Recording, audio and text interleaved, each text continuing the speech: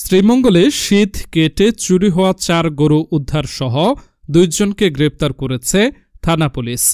মৌলভীবাজার জেলা প্রতিনিধি মোহাম্মদ আবদাল মিয়া।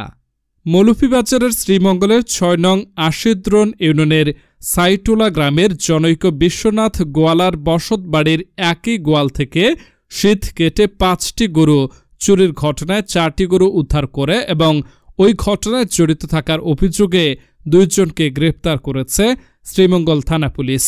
ইতিমধ্যে চোরাইকৃত একটি গরু জবাই করে বিক্রি করে ফেলেছে তারা।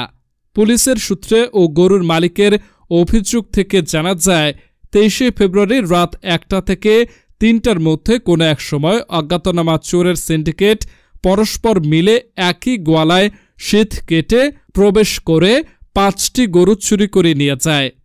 উক্ত ঘটনার বিষয়ে স্থানীয় থানায় জানাইলে অফিসার ইনচার্জ মোহাম্মদ আমিনুল ইসলামের সার্বিক দিক নির্দেশনায় এসআই সুজন কান্তি পালের নেতৃত্বে থানা পুলিশের একটি চৌকস টিম ৫ মার্চ রাত প্রায় ১:১টার দিকে ৩ নং শ্রীমঙ্গল ইউপির অন্তর্গত নোয়াগাঁও গ্রামের কাদির মিয়া ও তাজুদ মিয়ার গোয়ালঘর হইতে চুরি যাওয়া ৫টি গরুর মধ্যে ৪টি গরু উদ্ধার করে।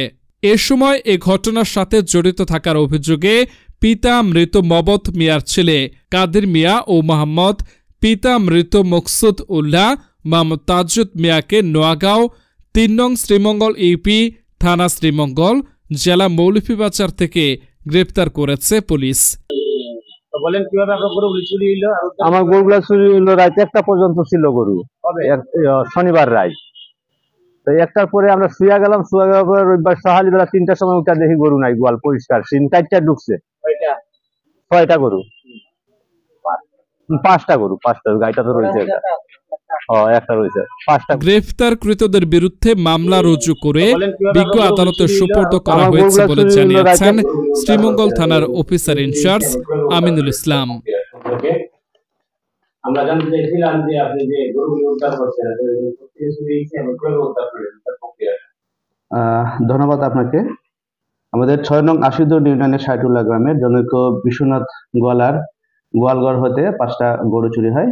এই বিষয়ে বিশ্বনাথ গোয়ালা থানায় অভিযোগ দায়ের করে এবং এই অভিযোগ দায়েরের প্রেক্ষিতে আমাদের অভিযান টিম কাজ শুরু করে এবং বিভিন্ন সোর্সের কাছ থেকে প্রাপ্ত তথ্যের ভিত্তিতে আমরা জানতে পারি যে নোয়াগাঁও গ্রামের জনৈক কাদির এবং তাজুদ মিয়ার ঘরে কিছু চুরাই গরু রয়েছে।